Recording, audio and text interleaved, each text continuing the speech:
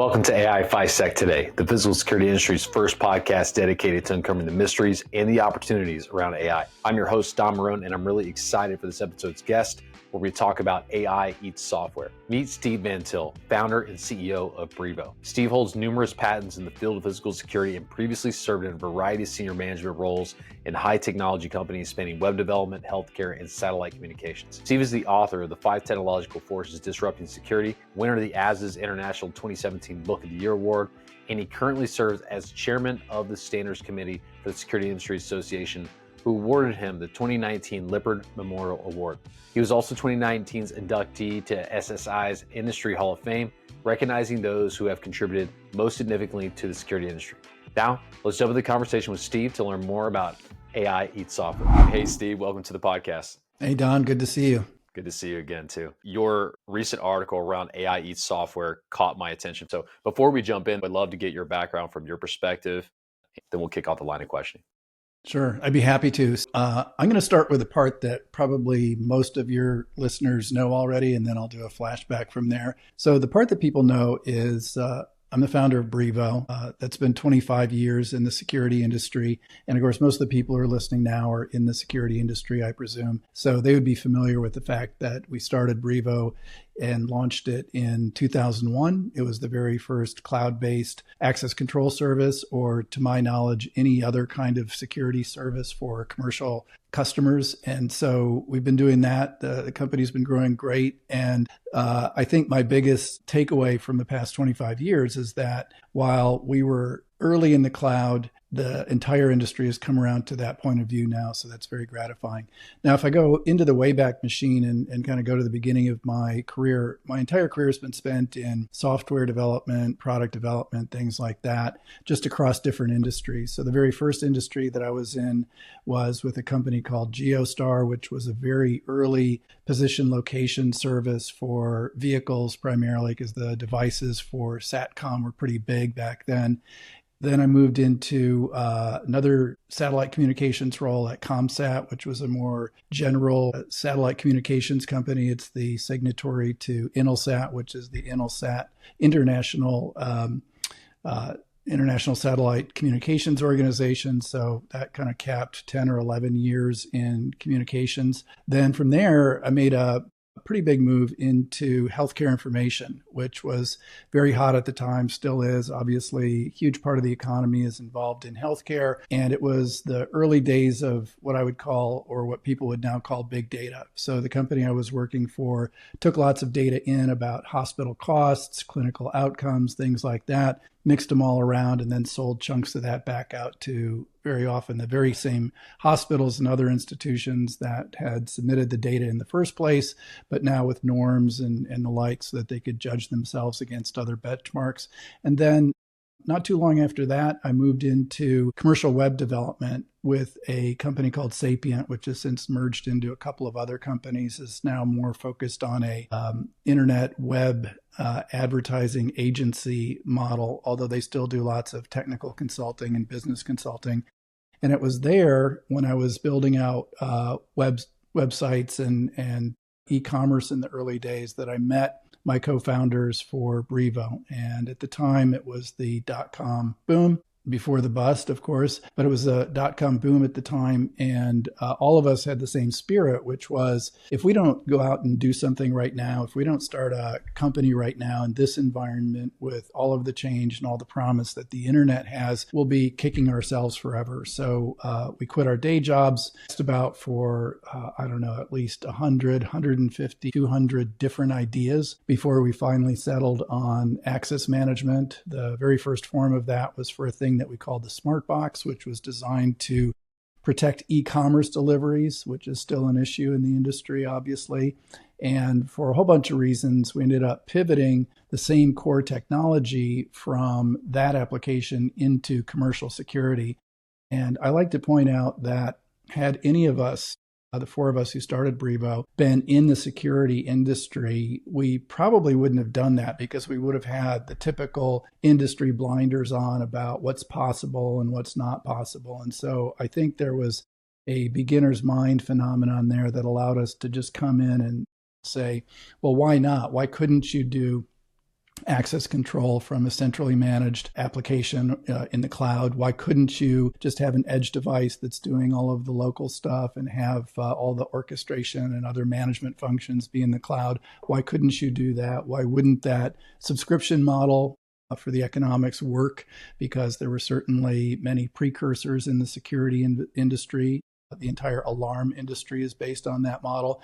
So to us, it looked like a really good place to pivot into. In the early days, it was pretty tough going. I think the first thing we heard from people in the industry was, the technology's never going to work. You can't manage this thing inside somebody's firewall from outside the firewall, that it'll never work. So we showed that that did work.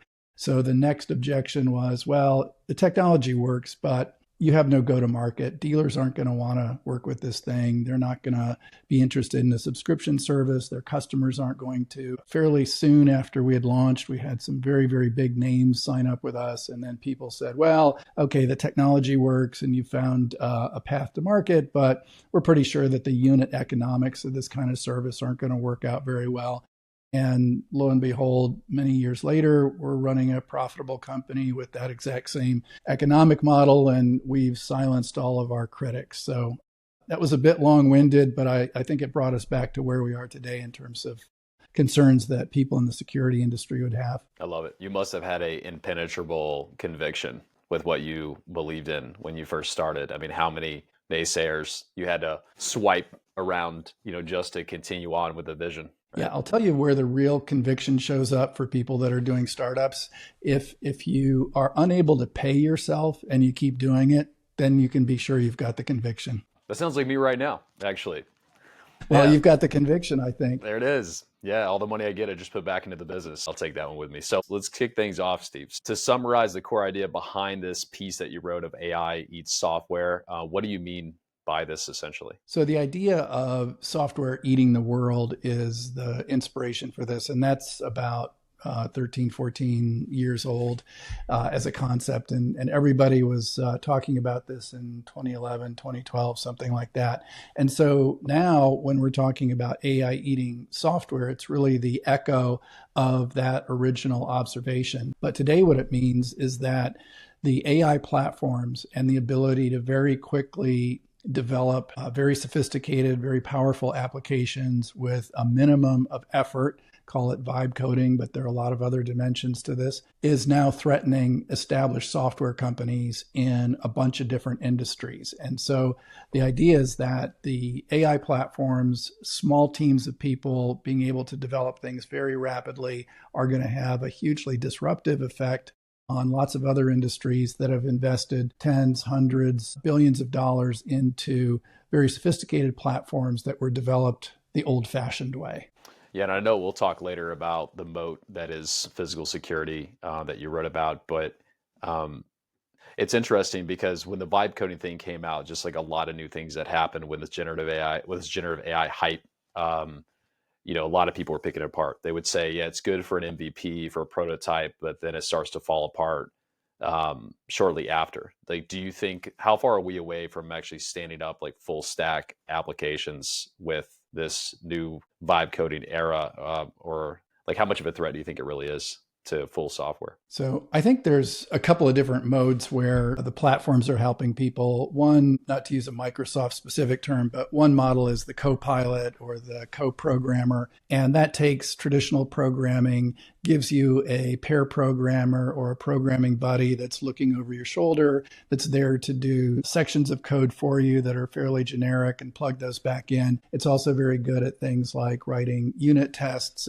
and then running those tests against your software. So with that kind of model, you're looking at efficiency gains of 30%, 50%, 100%, depending on who you listen to. And I don't really have a dog in that fight as to what the exact number is. I think it depends a lot on context, whether you're looking at new code base, old code base, but it's something on the order of, let's say, 0 to 100% improvement. And that's one model. The more interesting model is where you have an opportunity to develop an application that really leverages the strengths of these platforms. So take, for example, any natural language kind of interaction with something else. Well, that's just built right into the platform. And so if natural language interactions, whether it's texting and typing or voice transcription or what have you, if that's the key unlock to this thing that you want to build, well, now you're getting an X benefit to your efforts because all of that stuff is already in the platform. The same goes for large video language models that already understand all kinds of visual scenarios and all kinds of sequences that come in videos, from reading or looking at billions of YouTubes and all of the other video content that's out there. So, for example, in the security space, if you're doing something that has to do with object recognition, with people recognition, with people counting, with discernment of intent of people, a lot of those capabilities are already out there in models that you can rent on a SaaS basis and use in your application for the needs that your customers have. And that's a huge piece of leverage. So I think those kinds of applications are more disruptive than simply the model of vibe coding going a little bit faster at the traditional model. Yeah, I mean, the struggle still stands around creativity and being able to have to see through what the long tail looks like, and then having some aspects like you mentioned in the article around distribution. You could have a great idea, but execution is like the thing that actually makes it work, as opposed to we just stand up an application. You did mention in the article something about mass extinction moment for software, referencing a venture capital's viewpoint. So from that perspective, which categories of software are the most vulnerable right now and why? So a couple that people tend to agree on or tend to point to anyway. One is graphics editing software. So you think of Photoshop and then all of the lesser products that are in that same category. And then you look at what you can do, for example, with the latest Gemini 3 release of their Nano Banana platform for image manipulation. And it's faster, better, lower learning curve than any photo editing application out there for what I'll call simple tasks, eliminating backgrounds, splicing a few different things together, creating corporate imagery instead of using stock. So for all of those kinds of applications, that's a category that's already blossoming, I would say. Another one that people point to is CRM, all the CRM apps that are out there. And of course, we know that CRM has been migrating fairly successfully into more chatbots and things like that, or at least chat interfaces that are backed by humans. And so a lot of us would actually prefer to interact with a tech support or a customer service organization through those mechanisms. And now automating the back end of those with software packages that, again, have all of these intrinsic capabilities built into the large language model, that's something that can easily displace people who have been in that chat or chatbot oriented market for a long time. There's another really interesting case that I read about a little while ago, and that's tax software or accounting software more generally. There is a office of KPMG that wrote what some people are calling the world's longest prompt. It was a 100-page prompt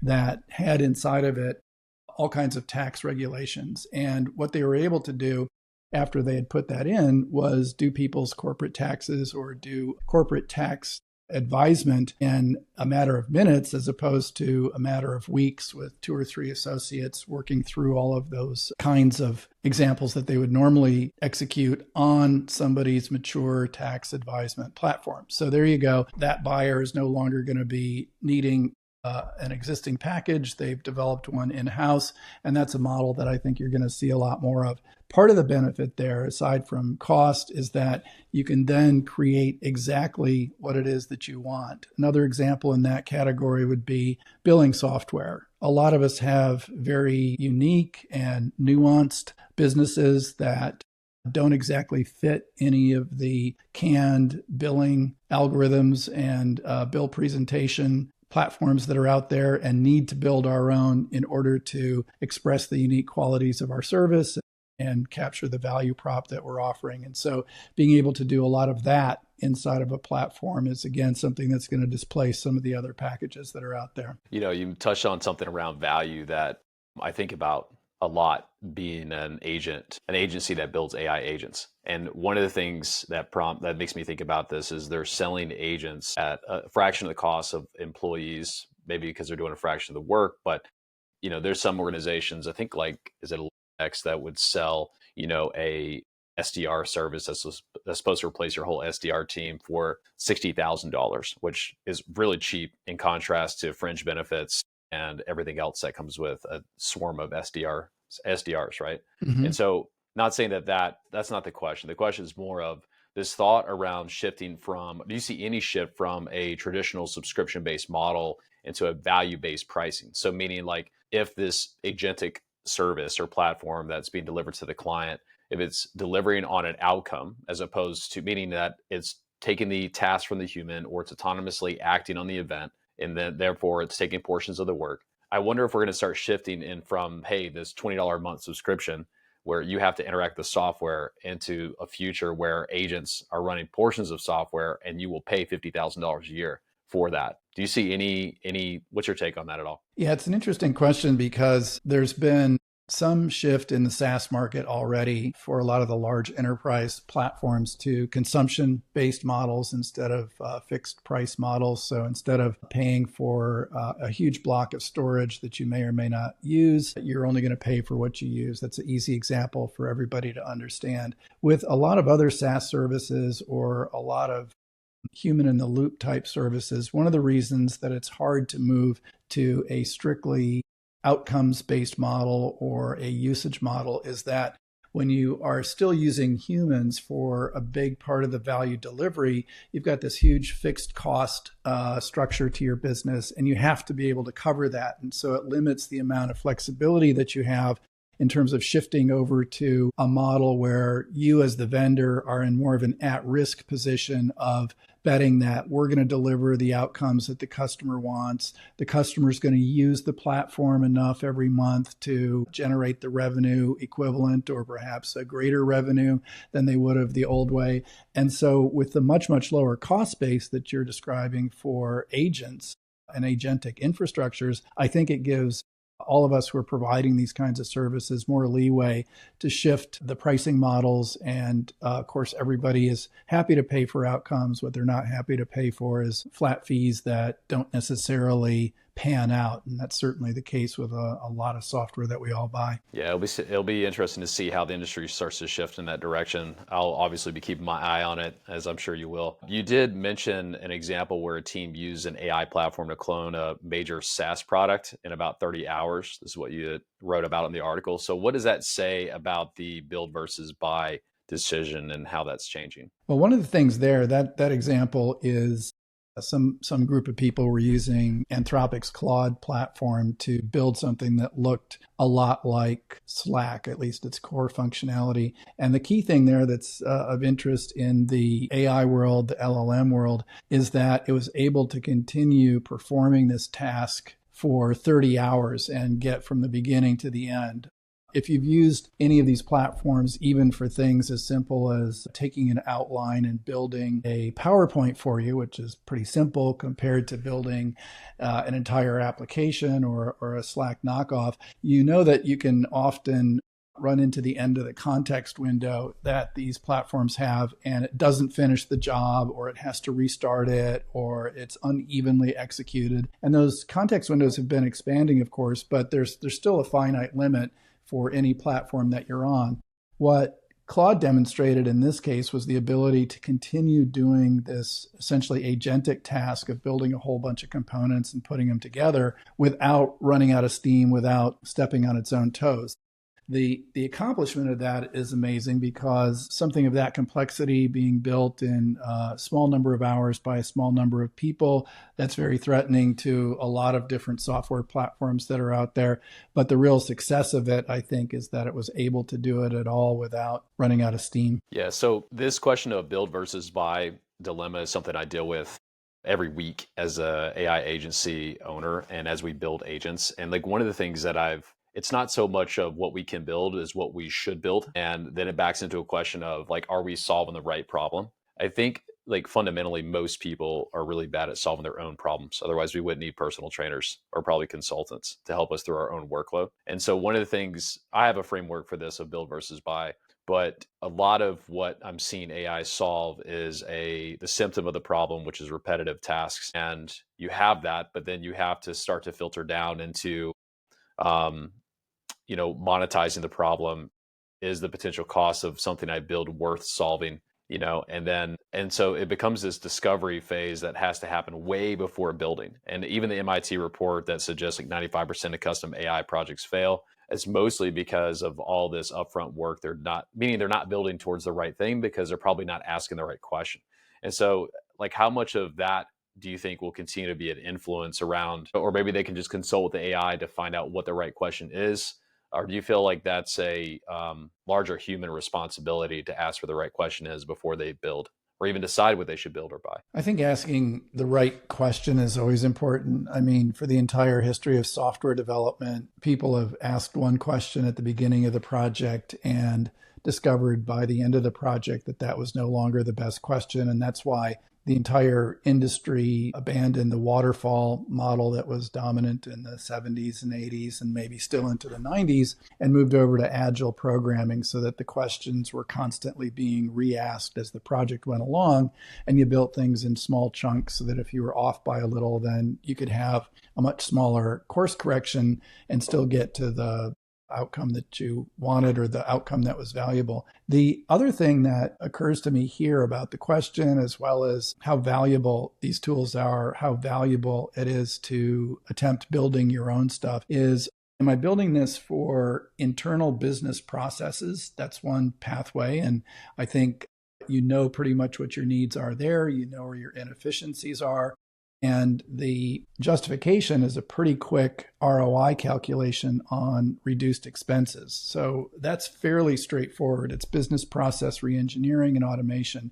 The other branch, which is very different, and I would argue much trickier, is if you're building any of these AI capabilities into a larger product, which you're then trying to sell into a marketplace. And there you have a lot of the traditional product management type decisions versus the, can I see inside of my own organization that there's going to be a cost reduction? And it's much harder to calculate in advance what any particular customer is going to receive in terms of financial benefit from the thing that you're selling. We've all got TCO models. We've all got ROI models. Everybody has them. Nobody believes them. But it's very different in those two cases. And I think that part of that goes back to your earlier comments. Yeah, we've seen on the internal side, which is where I focus on, you might not be surprised to know that no one knows their process, much less writes it down. And so when we build an agent, I have to draw up the workflow to understand the manual steps as they are. And then one of the first questions, outside of understanding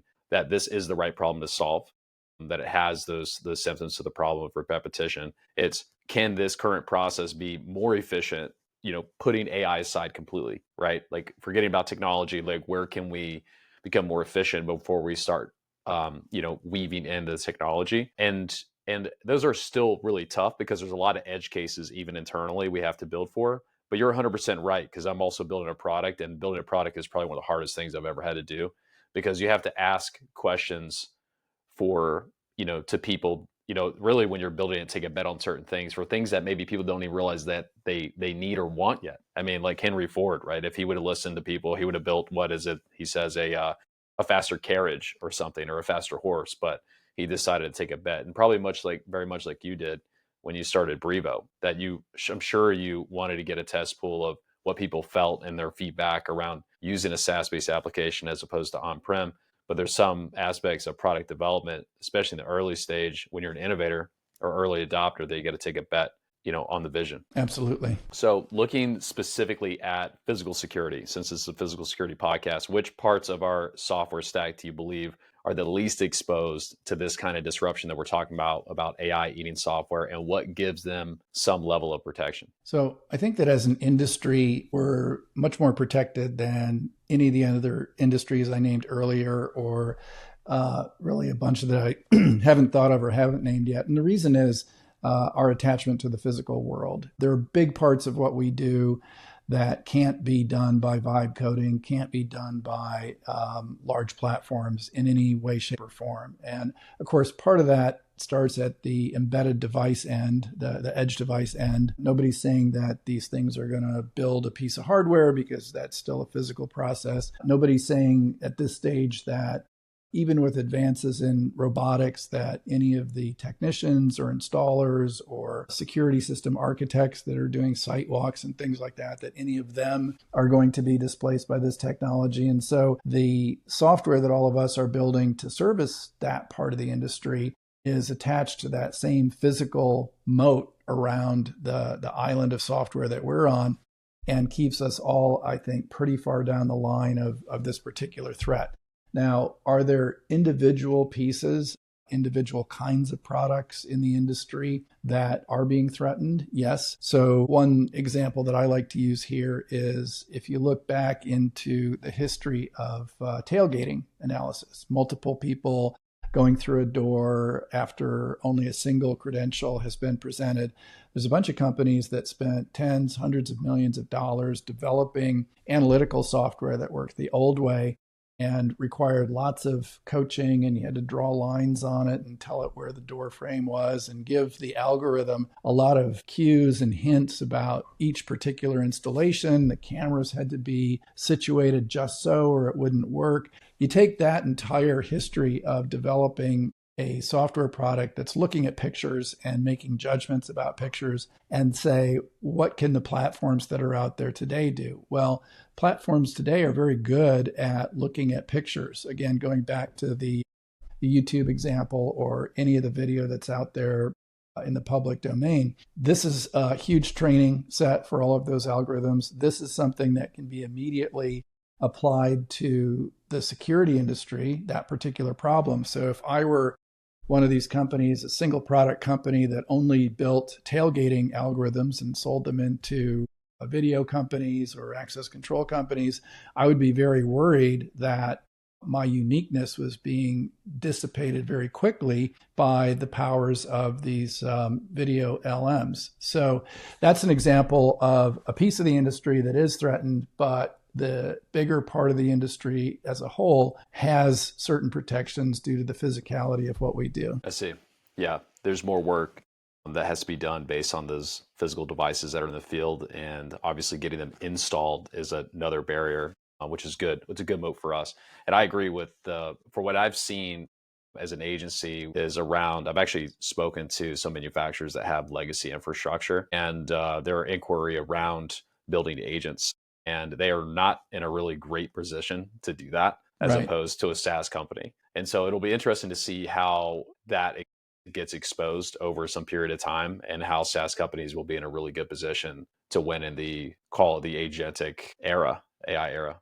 You know, another example that comes to mind based on your remarks is monitoring centers, right? So if I'm a company that built software for a monitoring center, what was that software supposed to do? It was supposed to present enough information, enough context to a human operator to verify alarm or dismiss an alarm. And so if I'm that company that was building a product for a human being to use for that stated objective, and I'm not converting that capability to use AI, I'm really screwed, because there are a lot of people that are building that from scratch, doing alarm verification, false alarm reduction, all of those kinds of things. And so there again, it's a niche product inside of the overall security industry, but it's one that can be very easily replaced by AI-based platforms. So let's talk about how AI continues to strengthen those moats for the things that's been mentioned or breaking them down over time. So you mentioned the several modes between field techs, regulatory requirements, maybe just some industry tribal knowledge that we get. So how do you see AI strengthening the moats or breaking them down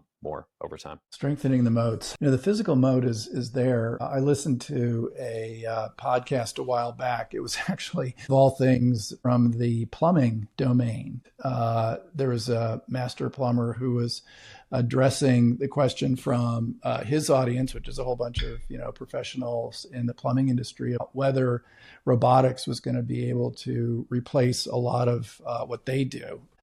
They had been exposed to some claim that these humanoid robots that Elon Musk and other people are our building would one day be able to walk through your front door, climb under your kitchen sink, find that leaky seal, take it apart, put the new one back in, and then walk back out of your house. Obviously, that is a long way down the road, but it's not impossible, right? It's not totally impossible. So I don't think any of us knows how far that particular part of the moat is going to be eroded as the robotic dimension with obviously AI reasoning and vision capabilities.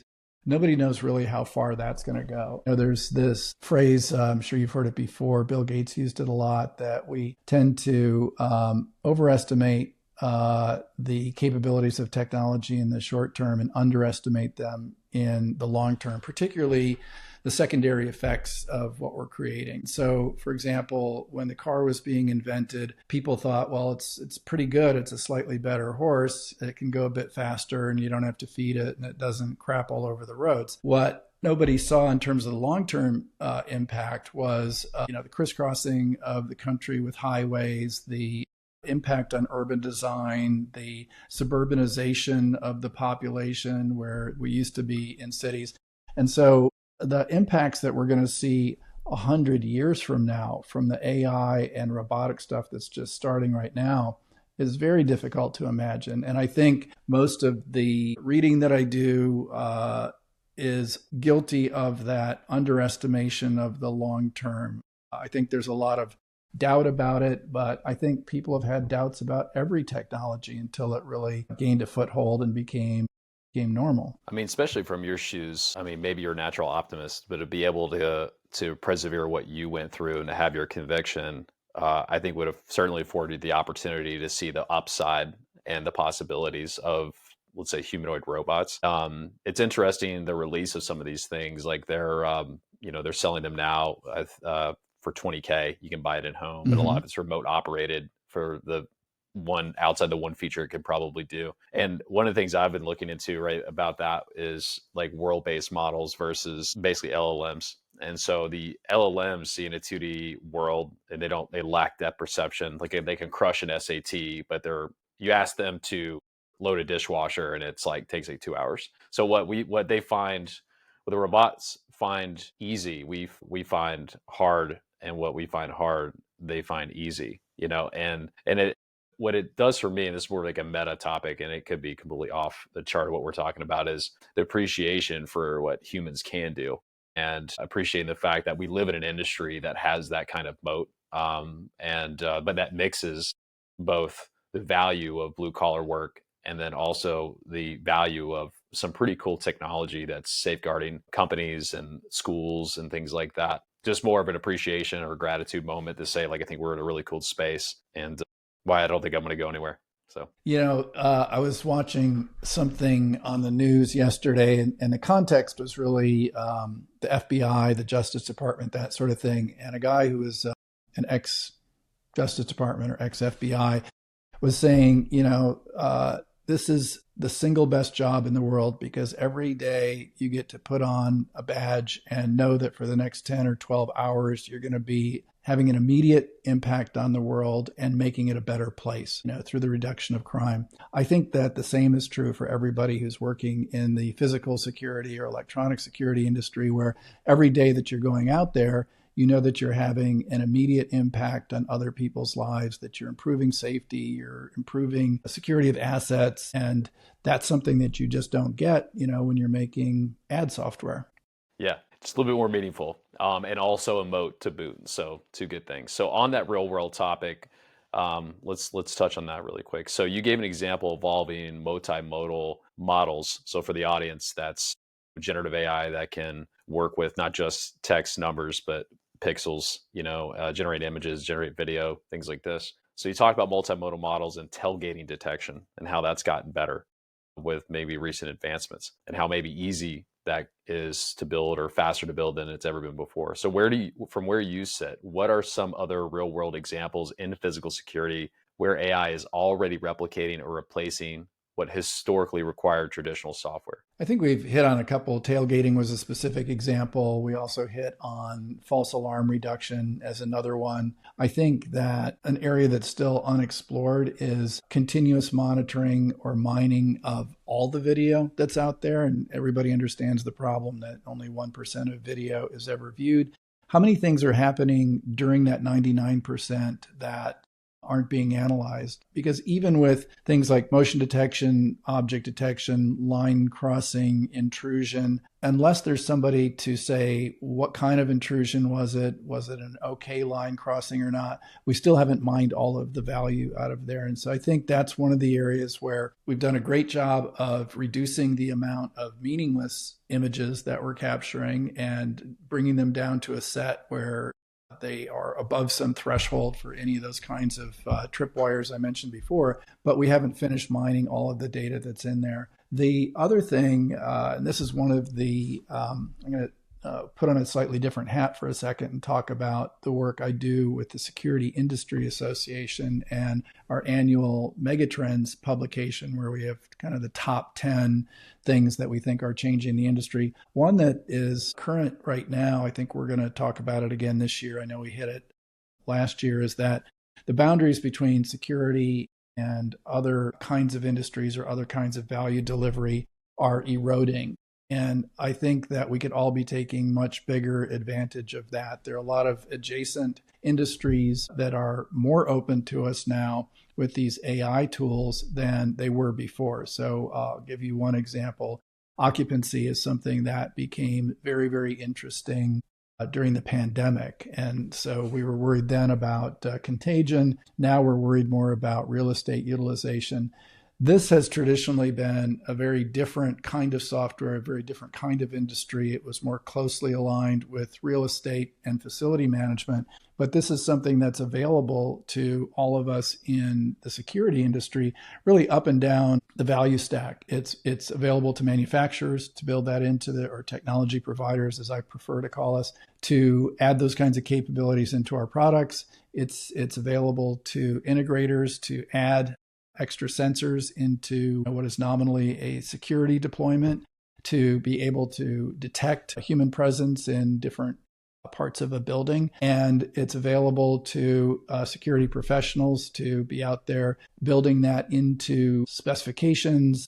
It's available to the consulting world. So this is an example of crossing into a new area that wasn't one of the classic security disciplines of access control, video, or intrusion, and saying, you know what, that used to belong to somebody else, that can belong to us now, or at least we can participate in it. And I do think that the lower cost of developing a lot of those capabilities and turning information into value is being aided and abetted by all of the AI tools that we have at our disposal. So just to summarize, the decreasing of boundaries between security and other applications, or the expanding perimeter that we have to think about it in more of a security context, is something that I think we're getting a great deal of help from with these new tools. Yeah, I love that. I mean, to me, being able to enable our customers to do more than just reduce risk just seems more interesting. I mean, to move from a cost center into more of a value center, to say that it's not just, I think you've said this before, it's not, just keeping the bad guys out. I think you had something about this you wrote a long time ago. It's enabling the business to do more than what they couldn't have done otherwise, like occupancy, understanding, and what a big deal that is.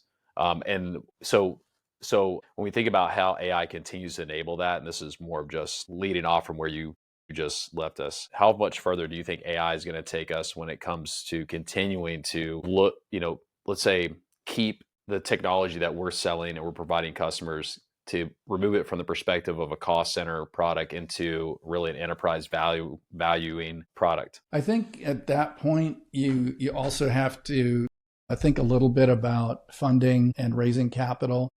Mm-hmm. I think if you look at some of the things that have been published, the security industry is doing very well, or much better than historically.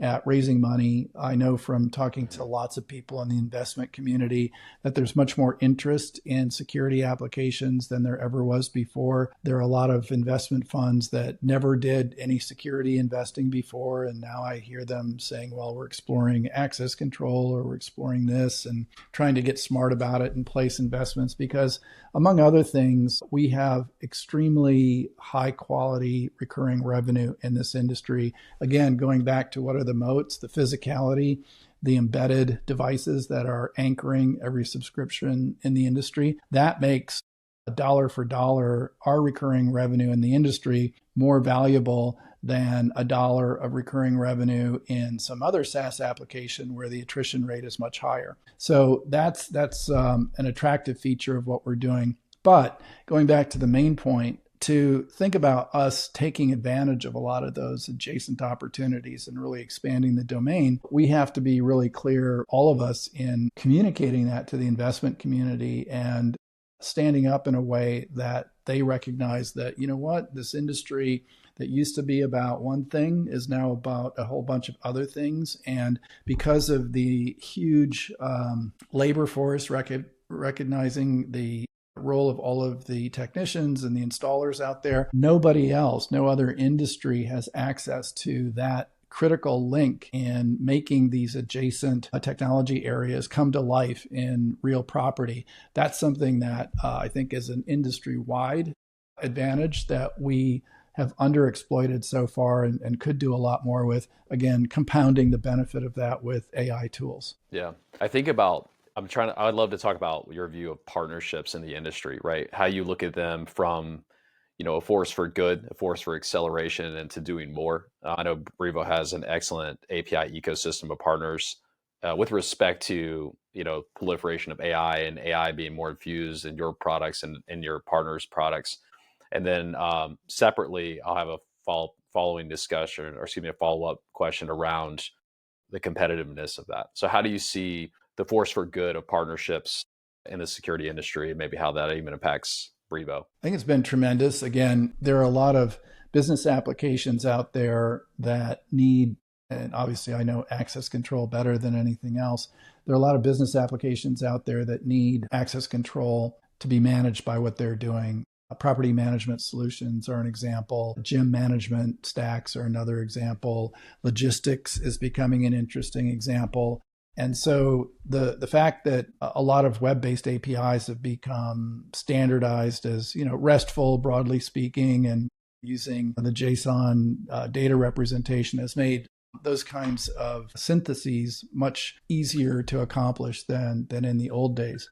So that partnership world that we're in right now has been tremendously valuable because we're communicating a value to these partners that wasn't available, 10 years ago, certainly not 15 years ago. And I think, again, keeping the discussion focused on AI, the ability to add to the value that those partnerships realize is going to be something that's enhanced by the AI tools. So on that topic of partnerships, shifting from the good, right, the value add is looking at it from a competitive standpoint, right? So we all have to play nice in the sandbox. We have complementing solutions. But I do wonder, and maybe it hasn't changed, maybe it's the same thing, but since AI enables companies to do more, how do you see the competitive landscape working or changing or remaining the same with these partnerships? When I look around, I think certainly, and I'll make a division here between companies that are cloud native versus some of those that started out in the on-prem world and are maybe struggling, to put it kindly, to make the leap into the cloud. If you're natively cloud-based, then you have access to the full suite of everything that's happened during this AI era, because all of that deployed and rolled out and is available as a service in the cloud. So accessibility of the new things has been great for cloud-based companies. And I think if I look around, and obviously I spend a lot of time doing that, most of the people that are cloud-based and in the same space are all talking about AI in their products, and they're doing incremental feature releases. Hey, this thing has now been improved by AI. We've got another AI thing for doing that. And I became interested in this topic. I think, Don, I'm working on another book right now. I became interested in this topic on just how prevalent this was in the industry. And so I had some of our developers help me do a quick research project. And what they did, hopefully Don Erickson isn't listening to this, or if he is, he's okay with it. I'm going to send him the link. Send him the link. Send him the link. So I pointed them at the last ISC West website. And so there's a vendor directory there of all of the companies that were on the floor at ISC West last year. And it's still there so that you can go look at their products and find the links to their websites and stuff like that. So I had them scrape that entire list and then get the URLs for every company on that list, and then go and crawl all the websites of all the vendors that were on the floor at ISC West and find out what percentage of them claim to have AI in their products. You care to make a guess? What year was this? This year, ISC West 2025. 70%. Close. It was 55. And I think that we underestimated it because my impression walking the show was like everybody was claiming to have AI. So our search methodology, if it did anything at all, if it was off at all, it would underestimate rather than overestimate. It may not have crawled to the depth to find that one new mention of an AI tool, but it's at least 55%. On that note, as customers start to make the distinction of what's AI and what's not, what's an analytic, what's AI, do you find that what's the importance level of manufacturers being able to clearly distinguish the black box versus, basically what's real and what's... I think it's really hard for people. My favorite stupid example of that is I'm into cooking, and I bought a new rice cooker a while ago, and on the box it claims that the rice cooker uses AI. I still haven't found the AI in the rice cooker. And I doubt it's actually there. So a lot of people are making claims like that. A lot of people are glorifying, a tiny bit of machine learning that may have calibrated the temperature versus moisture curve for brown rice. That may have been helped by a machine learning algorithm somewhere and then downloaded into that rice cooker. But that's a very, very weak case of using AI in a product. And I think there are probably a lot of those running around as well. I love that. Yeah. I don't think so. I just got some new kitchen devices, but none of them have AI. And I was this close to getting a coffee maker that had it. And I was like, I'm good. Because that would maybe suggest that it's got to be connected to the internet. And I'm trying to limit the number of IoT devices that I keep live in the house. So I want to start thinking about, maybe there's startups in this space that are coming up, other incumbents that are, let's say, in the same competitive space as Brivo. And you hinted that there's even stronger incumbents that you might have to compete with. So including some of those that all of these folks in the industry that could get disrupted with what's happening regarding AI eating software. What would you say are the early warning signs that they should be paying attention to so they're not caught off guard? Good question. I think it depends. I think that devolves to the same kind of question you'd face with any new competitive threat. I don't think that's anything that's unique to this AI eating software. The threat can come from smaller companies, though. I've been to a lot of talks outside the industry where people assert, and these are usually people that, like Sam Altman and people that are in the model universe and producing the tool sets. They talk about, the 10-person company that hits 100 million in ARR within 18 months. And that's a possible model that's out there right now, probably more of a consumer-facing product, or maybe something that an enterprise would use and pay a lot of money for outcomes. I'm not sure that you quite get to that so quickly in the security industry. And that's in part because the moat we have around the physicality works in two directions. One, it keeps people on the outside from coming in, but the physicality also is a little bit of a governor on how quickly businesses can grow. And that's the trade-off for having the much more valuable recurring revenues. I could, as a security company, SaaS company in this industry, do the best job of lead gen and build the most fantastic website and have huge inventory of product. But if I don't have the channel partners ready and available and not queued up with other things to go ahead and execute on that, I can't fulfill those sales any more quickly than what the channel can. That is something that any new competitor, any new threat, whether it's AI based or not, needs to comprehend. Now, there are some products, and this is kind of one of the interesting things that's going on in the industry right now. There are some products that could be sold directly to an end user and consumed directly by that end user with no involvement of the integrator channel at all. And I think those are the ones that are going to be really interesting to watch and to see how much pressure their success puts on the rest of us and on the channel itself for a more direct model for at least some of the software value that we're delivering as an industry. That does bring me back to the days when you talked a lot about consumerization of product and how things start in the home, and you have the DIY that's hit, the resi industry.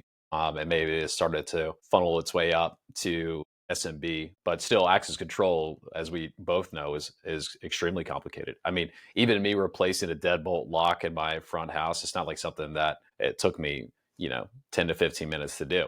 Actually, I used a commercial lock on my front door, so that thing's not going anywhere. And I had to shimmy the deadbolt to fit, which is going to be impossible to get out. So that's a different discussion. Let's talk about the channel partners. You mentioned them, right? So you framed that there was in that article that you wrote around AI eating software, that you framed there was a big opportunity for them.